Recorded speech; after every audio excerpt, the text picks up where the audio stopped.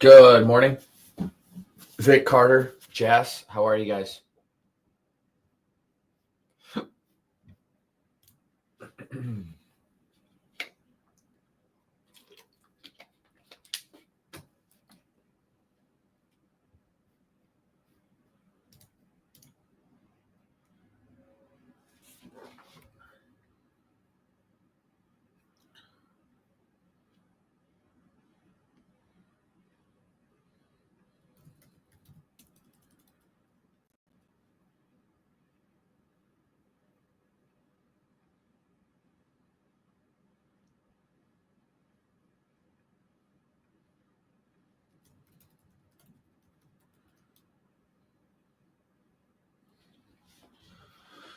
Miami, Gian, Lampin, how are you? Varun, good morning. I'm being a little bit on the cautious side. I'm sure you guys heard me mention yesterday in the video that I do believe the short-term high has been put in just based on yesterday's action and considering where we have come from. You know, just based on kind of where we have come from in the last 6 to 8 weeks, I think that the market here has gotten a bit ahead of itself, and some of these really extended names. Kenny, crazy. Palantir got me. You bought it at 125. You bought it yesterday, though.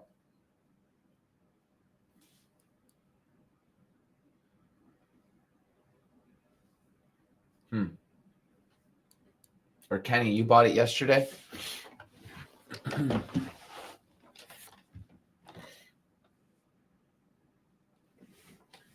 Or you cut it yesterday?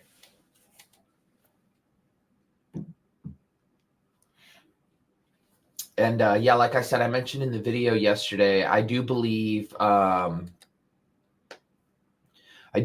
market for the time being has seen its short-term top with the ES at 6,000. So we'll see. We need some real digestion here, whether it be from the semiconductors or the energy production names. That just would be the healthiest, in my opinion. Yep. Yep. Yeah, I mentioned this last night as well on Palantir. If it starts to break yesterday's lows, it could look a little bit like Uber yesterday. We'll see. No real predictions. Varun, I wouldn't worry too much about one overnight session on gold, right? It being down 0.5% right now is no big deal. In fact, I think you're focused too much on the shorter time frame when you say you believe gold is weak this morning. And I say that because if you look at the bigger time frame on gold, it looks just fine.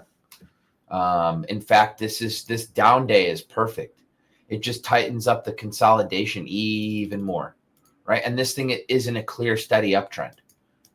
So this pullback today, while it may look weak to you, in fact, it just makes the daily look that much better. Pasquat, good morning. Him, similar look.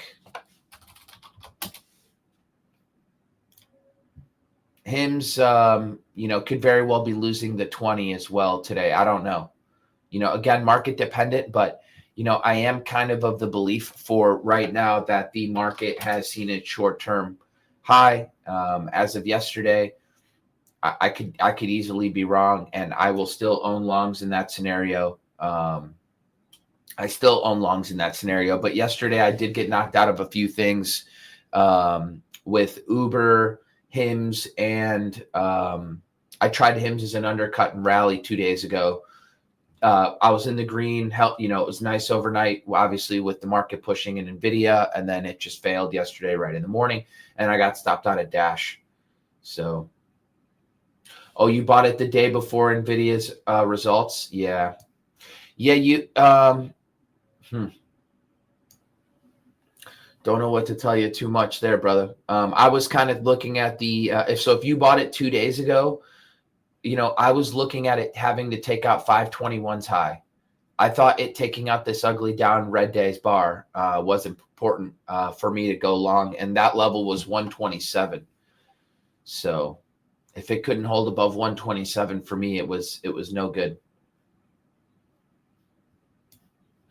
And again, no real opinion on, what happens today going into the weekend, but I do believe, again, my beliefs don't matter, that we have probably seen the short-term high. Just, so many stocks are gone.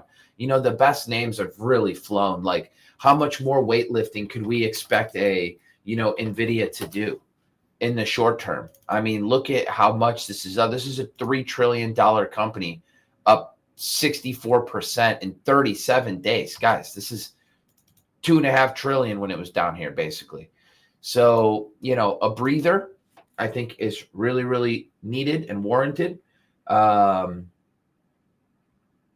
You look at others. You look at SE, completely vertical. You look at Rubric.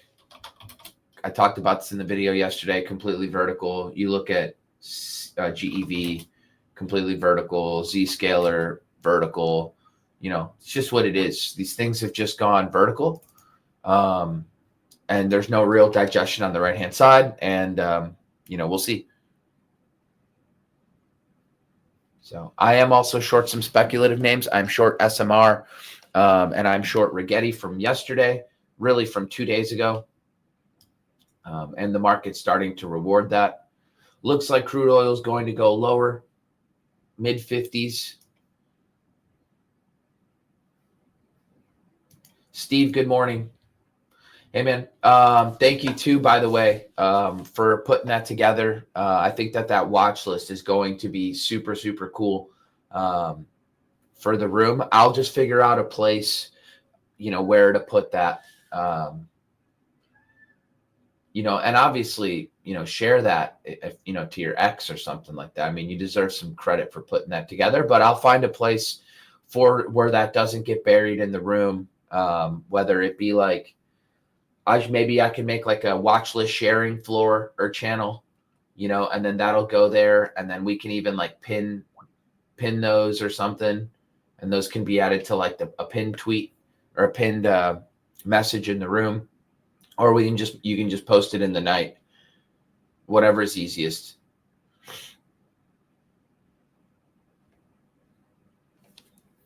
We'll figure something out over the weekend, and I'll take a look at that because that looks awesome.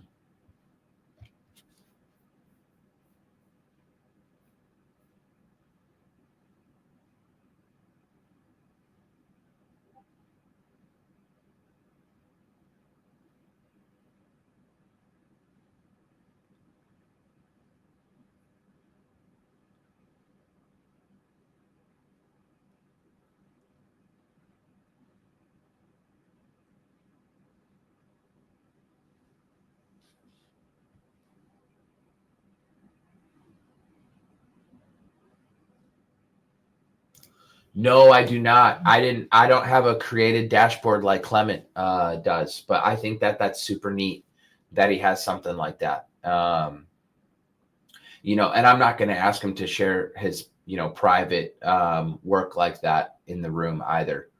So he can keep it if he chooses to share it with us nightly. I think that's awesome. Super happy to have him in the room. Incredible trader. He's a top performer at the USIC. So I knew talking to him with how friendly he was, just to have a place that, he can be at. And if he chooses to share ideas, I'm very, very thankful for him. And, I can only answer so many questions. And I know when guys ask somebody like Clement or Ted or Connor, they're going to get, thoughtful answers. So,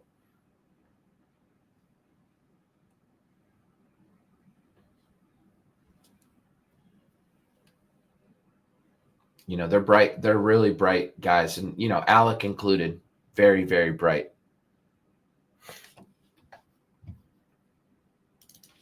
Love it. Drag it all down, baby. Drag it down. My two shorts are working spectacular this morning. SMR is down another $2.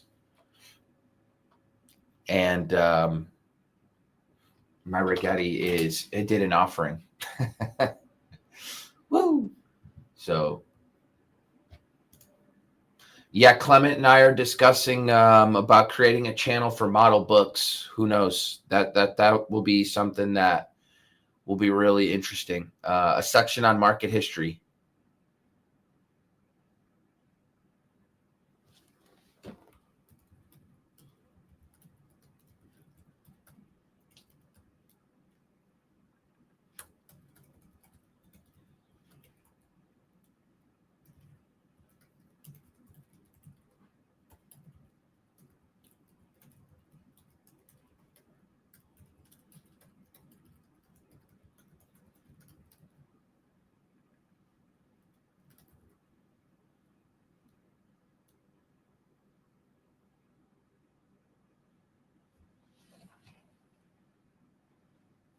Yeah, I saw that Trump. I saw that Trump news. China's not keeping part of their agreement, according to old Trumpster.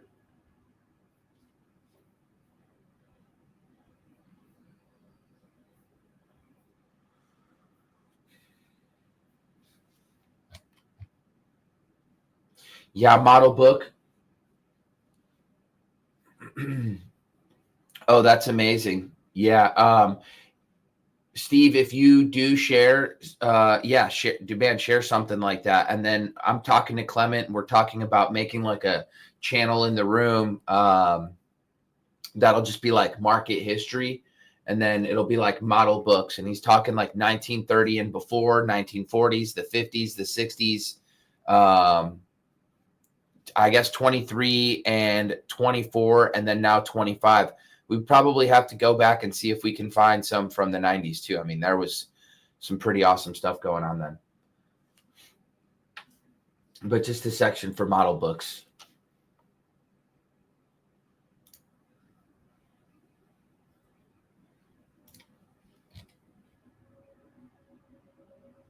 No, I didn't buy grind yesterday. No, I thought the chart looked great, but I'm not buying this thing right now. In fact, I'm a little cautious on any new buys at the moment. I'm not getting traction on my old buys, and I believe that I own some of the best names right now. The only new buys at the moment that currently have my attention are the group that looks best, and that is gold and silver. And I would want to, okay, so Rui, one of the things that I think maybe you've heard me say before, is GRND has relative strength. But when the market's pulling in, I don't want to buy relative strength. I just want to track it. When the market starts to push higher, that's when I want to buy the stocks that have had relative strength. Like that's when I want to show up and, be there to buy it. So the market, if it were acting better, if it were starting to push higher, and then now really the issue is it's likely that any kind of a day we get today would be an inside day if the market were pushing higher. We're not going to take out yesterday's highs. Or if we did, I'd see it being very, very unlikely. And then in that scenario, what does grind look like and blah, blah, blah. So, but for right now, I don't want to, I just want to track relative strength. I don't want to buy it. And then when the market begins to push up, I can buy the stocks that had relative strength, because the reason that they're having relative strength is the market's the stock is under accumulation or it's not being sold. Only one of two scenarios. So that's kind of my thinking right now. And again, I'm until something changes, stocks are so extended in my eyes. And the market, I believe that 6,000 level for the ES is not just going to get taken out this upcoming week.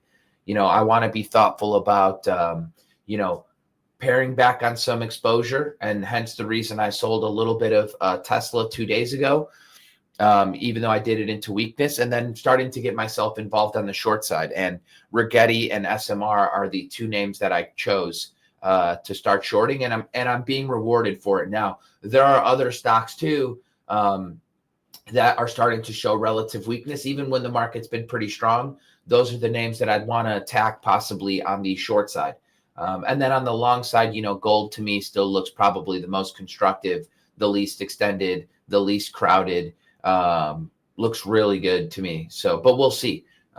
Anything can change in a moment's notice.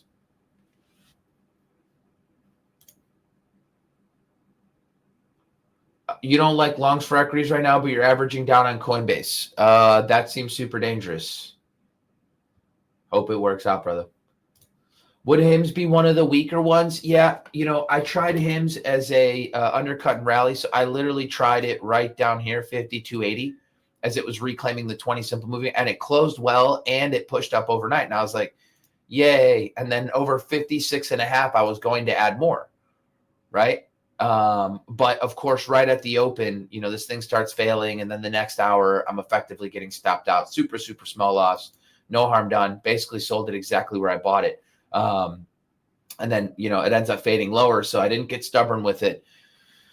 But could it break the range? It's got this basically these are all inside candles from this gap down day on 522. So, if we start to take out the lows, 51.20, do we go lower from there? I mean, maybe. And Palantir is the other one that has my attention, similar to Uber, similar to MicroStrategy. Just hugging the 20 for a moment. You're hugging the 20, and then all of a sudden, you gap down below, and then big selling comes in. And, Uber was very, very similar. You're just kind of hugging the 20 here, and then you gap below, and then big selling picks up. Does Palantir give us something similar? And again, market dependent. I have no idea, but we'll see. Do I have any specific fundamentals that I like or don't like to see for swings, assuming there's a few setups that are similar, like some fundamentals that help filter out even more? Yeah, Hammer, great question. And I may have talked about this in my watch list video. You'll just have to either scroll my YouTube and you'll see the video there, or even my X. But effectively, long story short, if a stock has 30% quarter over quarter earnings and sales, is something that I would focus on.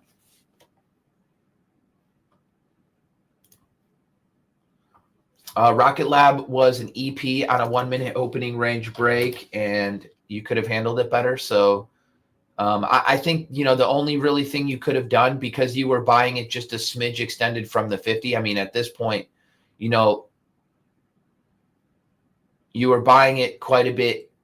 I mean, really the only thing you could have done, and really the only thing you can do in this kind of scenario, is if you bought it, either trim some into strength, or yesterday when you notice the market weakening, sell some, and then you move your stop to flat. I personally thought the best entry was on 514. 514 around $22. Then, you would have gotten, 3 to 5 days of push, trim some, maybe trimmed a tiny bit more, and now you'd just be trailing the 20 simple moving average or something.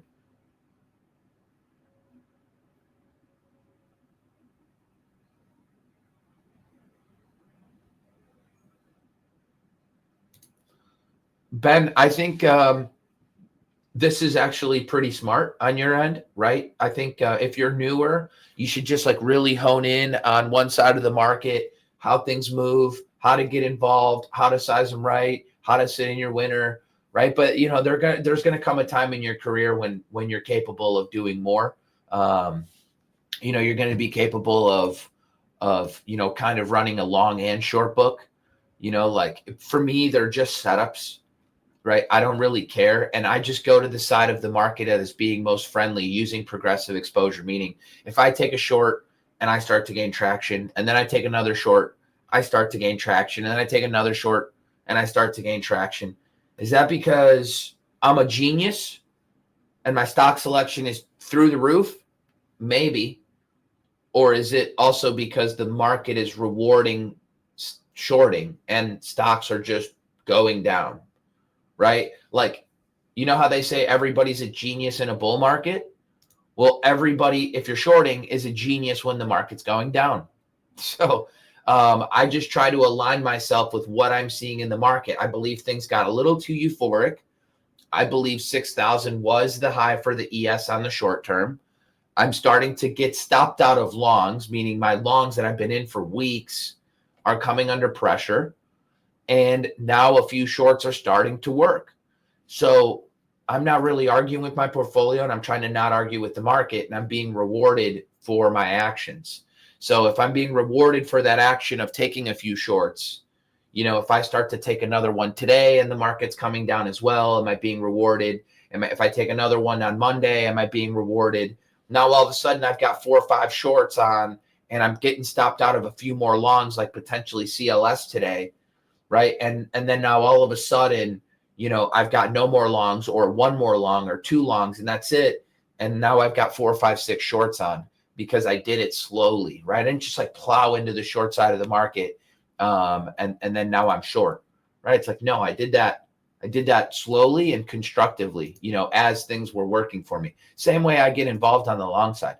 And I talk about this in the room all the time, and I've even made a video on it. It's like, how do you ebb and flow from long and short?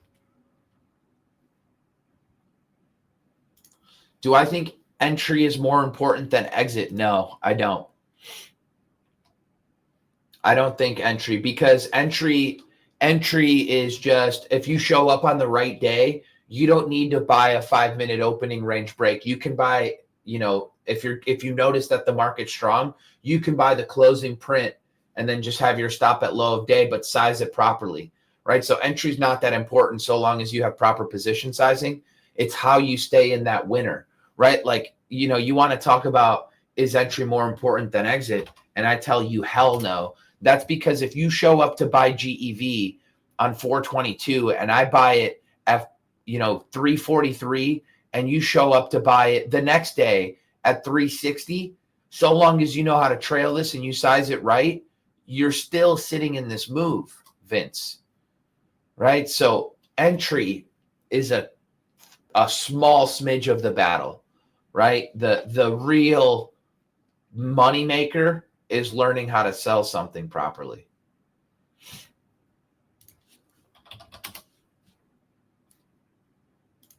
Gabo, I don't know that root is perfect as a bear flag. Check out Geo instead, right? Here's a cleaner one instead of root. There's a cleaner bear flag. Check out LTH. There's a cleaner looking one. Again, they might not work, right? But in terms of like bear flag, you talk about bear flag, root or Geo and LTH look better than root as bear flags. But yeah, these could work, never know.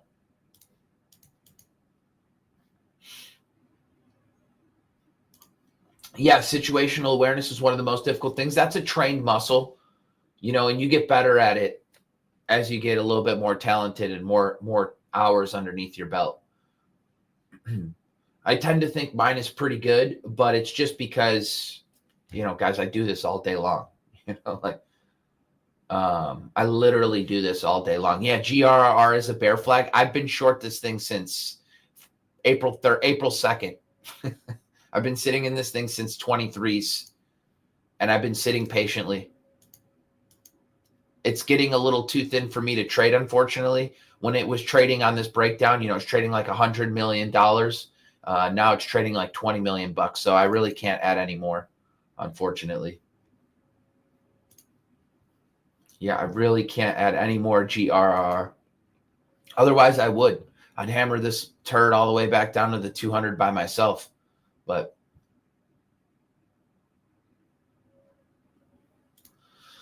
yeah, HIMS could be good. I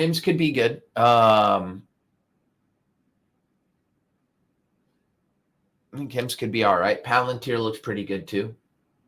Do I wait for the close if Tesla hits 20 SMA, or it depends where it's coming from?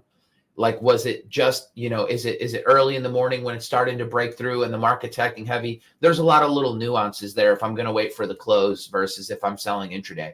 Like Uber, I sold right in the morning, right? I did not wait till the close.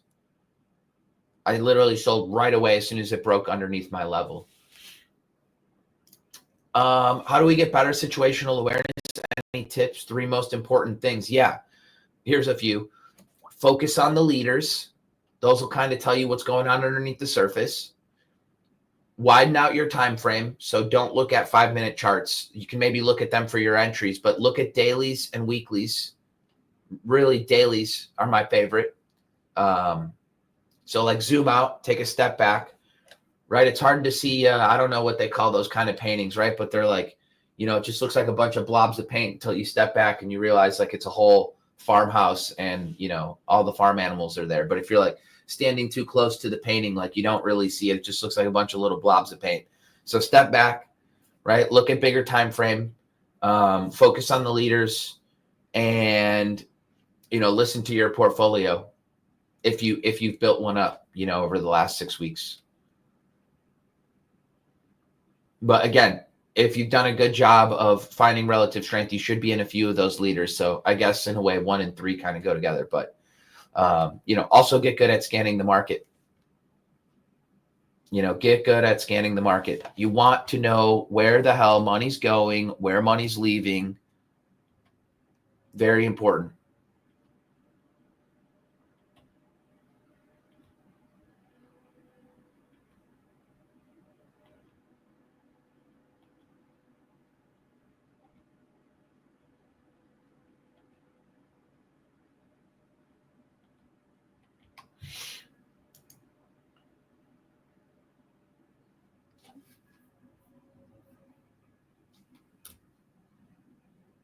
News flow, very slow this morning. Any thoughts on MSTR relative strength yesterday? No. This is just sideways after a move down. 1 day of relative strength doesn't all of a sudden make this thing strong. It had a really nice move up. It's pulling back. It's right now it's just kind of in no man's land. One little blip doesn't make this thing buyable here. Besides, I buy strength after the dip. If I were to buy this, it wouldn't be here.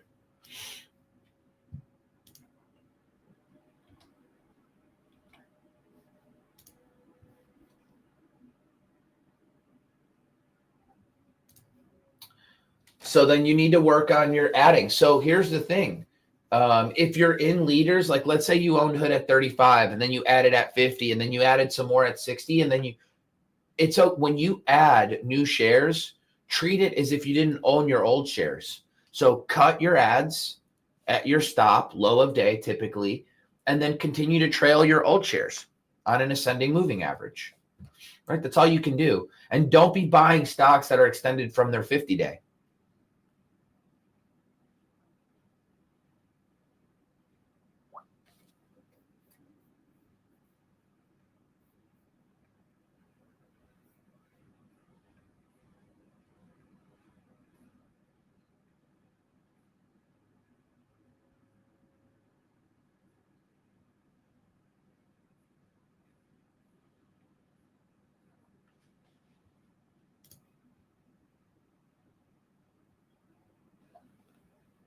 I use SMAs on the daily. I use EMAs on the hourly.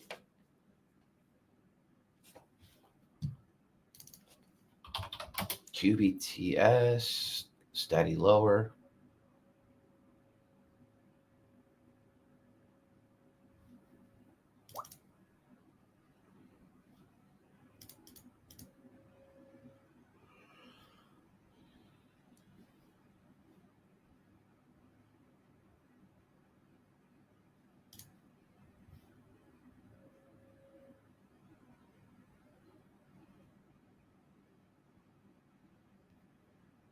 If I were to rebuy Hood, it would be after it finishes building this handle.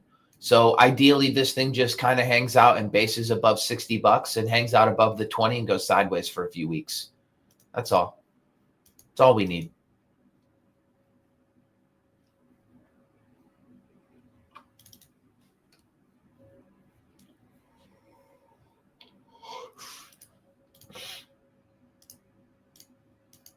But we'll see what happens. It's, a lot of things are market dependent right now, Will.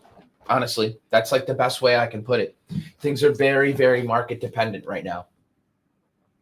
It's the market got a little bit ahead of itself and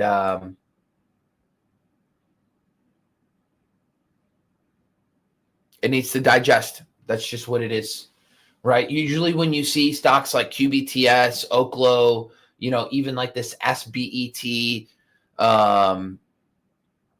what we saw in SMR and IONQ, that's not the start of a bullish run, guys. Those are the dregs, the turds of the market, kind of going parabolic and, just without any real digestion, so now they need to digest if they'll ever go higher and be anything more than they are today. But, that's not the start of a bullish run, right? You got to look at the best companies in the world, and they've already made humongous runs, whether it's GEV or NVIDIA. Like I said, NVIDIA is up like, what was it, 50+% in a very short period. Like, how much more could we possibly expect from that name in 2 months? Yeah, this SBET. Jesus Christ. 120. What the can I elaborate why sideways is important? Yeah, because stocks digest gains or losses. And effectively, when a stock goes up and then digests and goes sideways. Okay, so when a stock goes up, that's price discovery, right? When price goes sideways, that's price acceptance.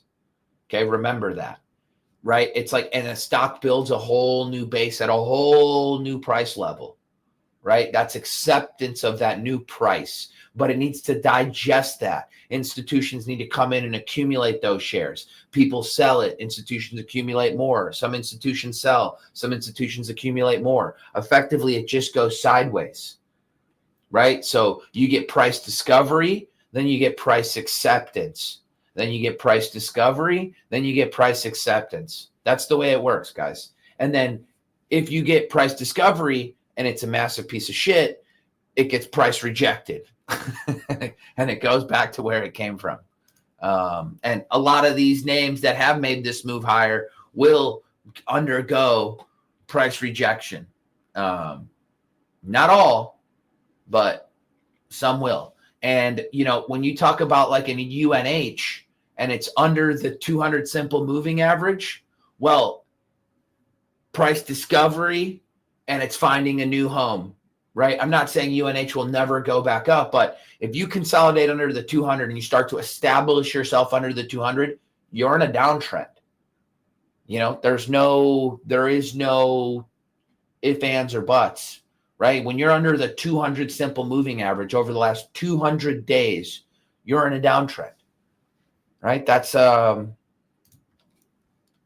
you don't want to own stocks below the 200 simple move. I know some people like to do that, and some big accounts on X like to do that. I don't know why.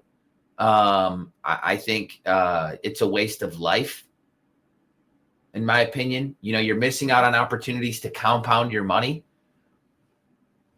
But, whatever, teach their own.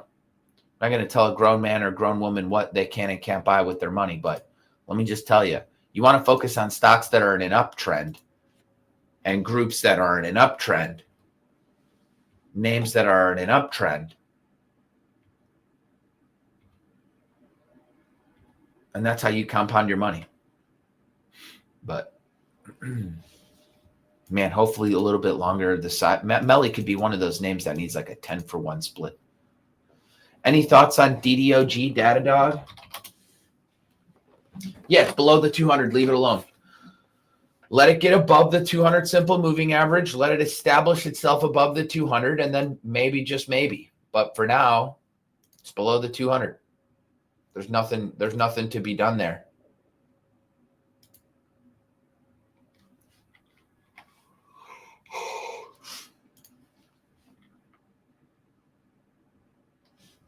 Julian, you're welcome. Thank you for being here.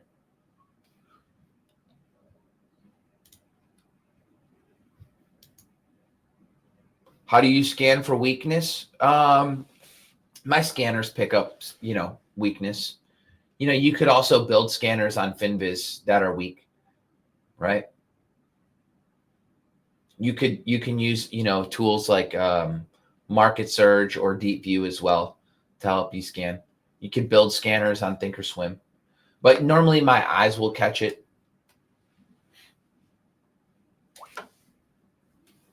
Right? Stocks below their 200, stocks in crappy groups.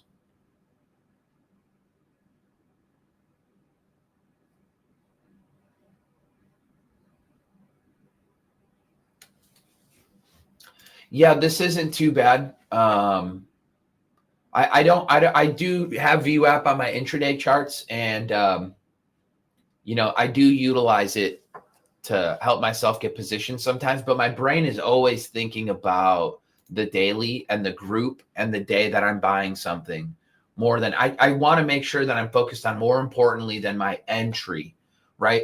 I want to focus more on the group where the stock is that I'm buying it, right? And it's relative strength in terms of its group, the market on the day that I'm buying it. So make sure that I'm buying it on a day in which its market's pushing up, right? And this is the caveat, right? Like I like gold names right now.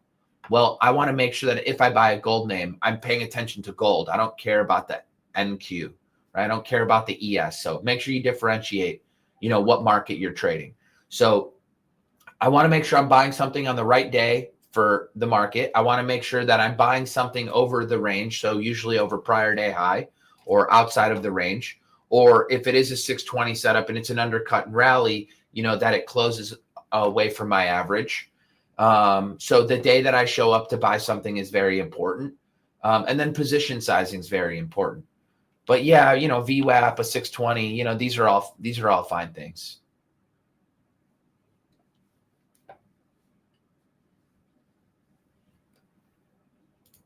No, I don't ever take 2% portfolio losses ever.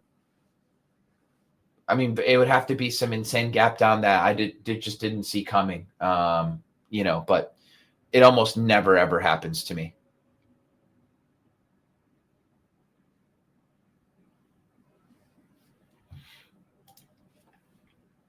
I mean, I can't even remember. The last time I had a portfolio loss like that was CCJ back in 2022 of October, where I caught a gap down because they did an offering. And I should have known better. I wasn't as good as I am now at swing trading. So it's a lesson learned for me. Oh man, this LPLA. Holy shit.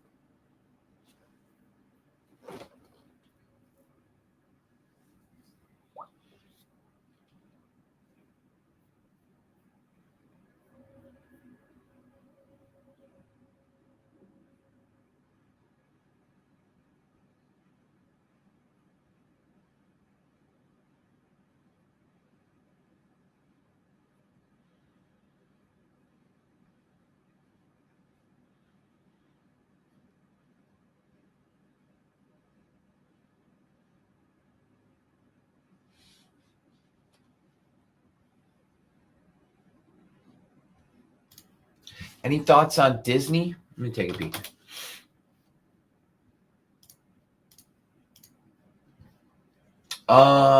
Disney's starting to look better. It looks pretty. It's just so slow. Do you really want to own a stock that moves less than 2% per day? Ay, ay, ay. Maybe that's the only complaint I might have here. Nice reaction to earnings, nice digestion, market going down, the showed relative strength. No complaints. A little bit extended from the 50. Really nice consolidation, but damn, it moves slow. Yeah, Okta looks interesting. Just let it tighten. Let it tighten, or it's got to lose this high volume close. So if it can lose the high volume close and the market's going lower, Okta could be interesting. 105.22 also happens to be the high of this gap day. Interesting. Yeah, Okta. No, I'm not interested in ZS right now. It's too extended. Path.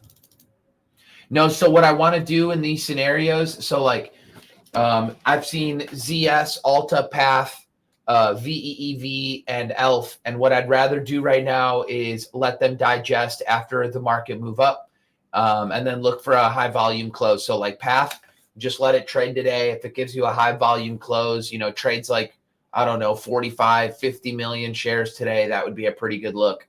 And then, you can come in for it as a high volume close setup. What trailing stop percentage do I use when swinging? I use trailing and lagging moving averages, like the 10 and the 20 simple moving average.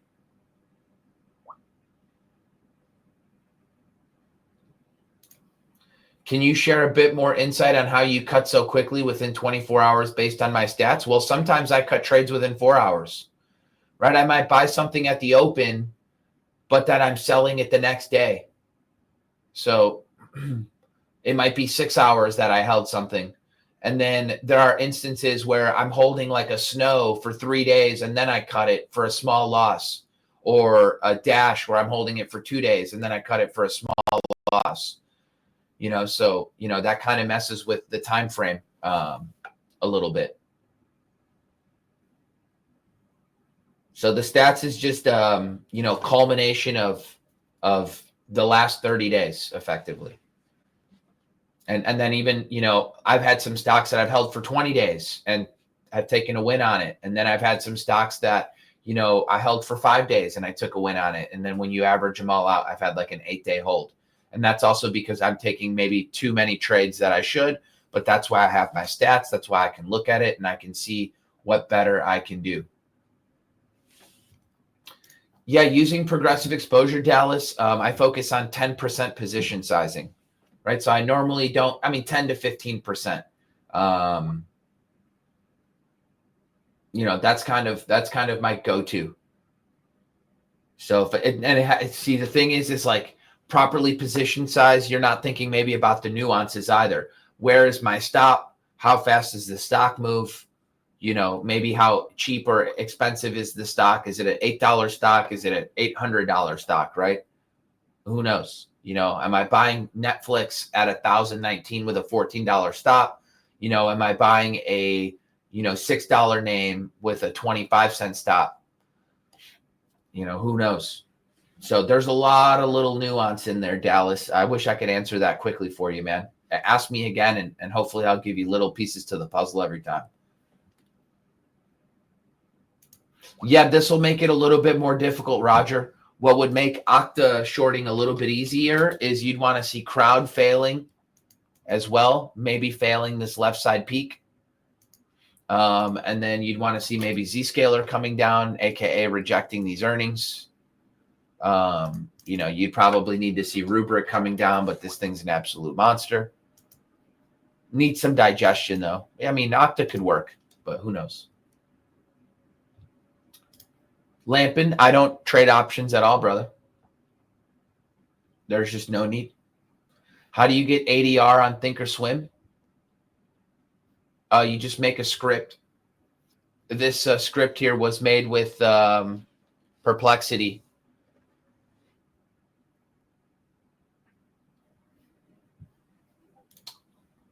But,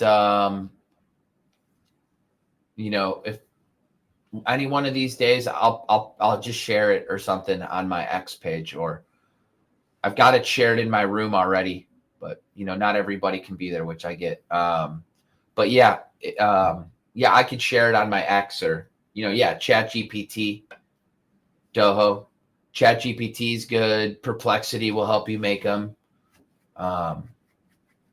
Like I said, it's already shared in my room, but I could share it on X as well for those who might want it. No, 8% might be a little too much. I try to avoid stocks over 3, or I try to avoid stocks under 3%. 4, 5, 6, 7, 8 is more ideal. But like Rubrik only moves, has a 4.35% ADR. And look at this awesome move, right? It went from 50 to 90, almost made 100% move in like less than 2 months. So, yeah, I don't need that fast. It was 100% move in 2 months, 106. But yeah, I don't need 8% or above. That's like, you're trading small cap rockets at that point. Oh man, I used to have this as a short too.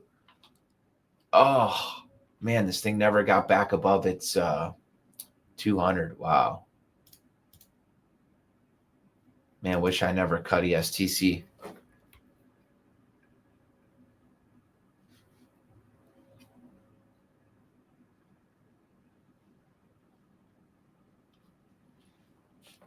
Sucks.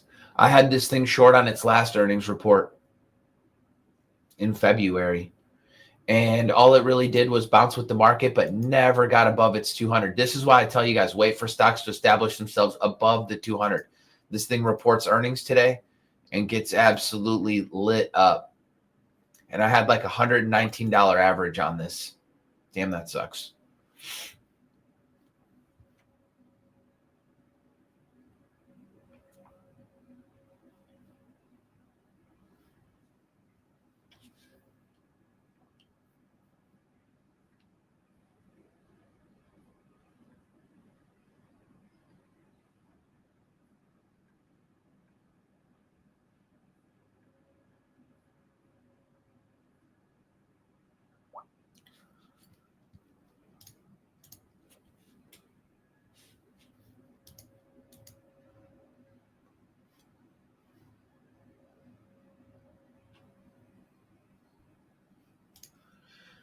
Do I ever worry for how much open profit you have, like a percent wise? Once it's above, do you start to trim more even if stocks are not extended from the?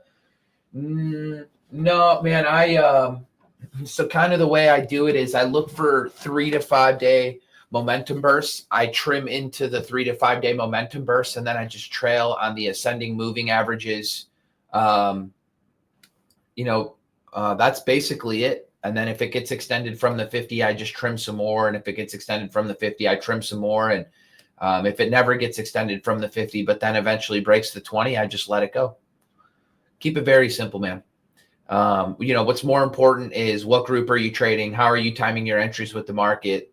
How much are you sizing these things? There are other factors that I think matter a little bit more. But, Choo-Choo, I mean, there's no one perfect answer. Everybody's got a little different personality and stuff. And I don't, I do want to wait for stocks to get extended from their 50. What I don't do when they're extended from their 50 is I don't go looking for a bunch of new positions.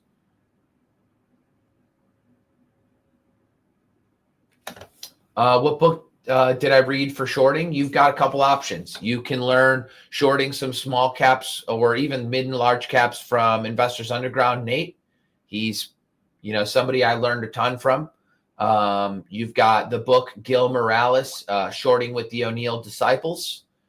Or you could flip your charts upside down and pretend you're going long.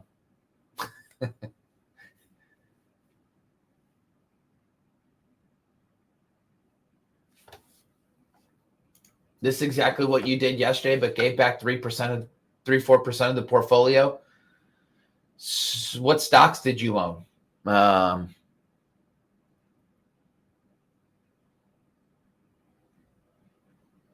What stocks did you own and how did that happen? One, you just make sure you're trimmed into strength. Two, if it gets extended, trim some more. And then, you can always, like I said, you can always play a little bit of the short side if you're interested in, you can always play the short side if you're interested in kind of hedging your portfolio.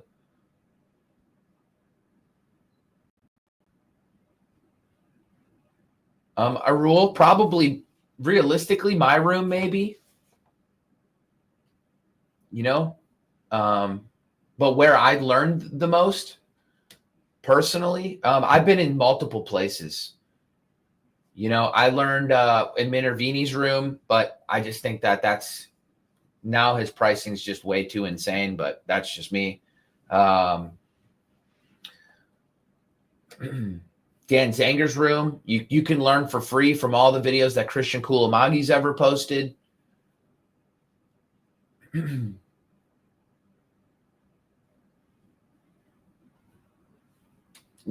I mean, realistically, where would a new student go to learn the most? Here on these live streams on X every single morning. Speaking of, I do got to get ready to do my live stream in the room. You realistically, how can somebody learn the most? Be here every single morning, ask questions, kind of listen to my aftermarket recap videos. And then for anybody who's truly interested in learning, probably my room, realistically, because I continue these live streams answering questions basically all day. And I'm sharing my watch list, and we got super bright dudes in there already.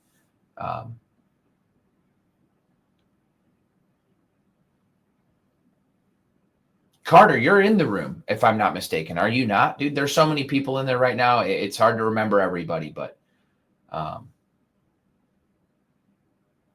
Johnny, you'll see the link on my X, man. It's not free though, so just thought I'd let you know. Oh, Carter, okay. I always see you in here though, dude. So I see your name all the time. But I appreciate you being in here, dude.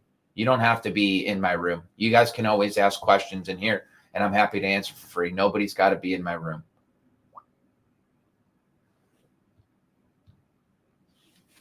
But if you really are invested in your education, then that's probably a really good place. Rod, thank you, man. I appreciate that.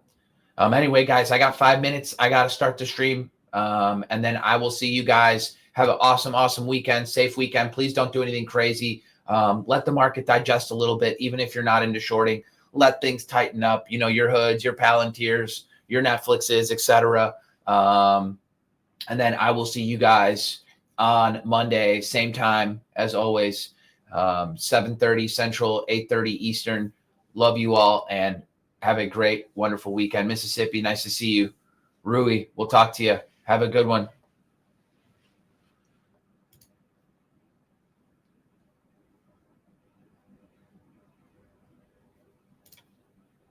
Oh, I appreciate that here for the new. You're the best, dude. You're the best, dude. Thank you. And we will see you guys all next week.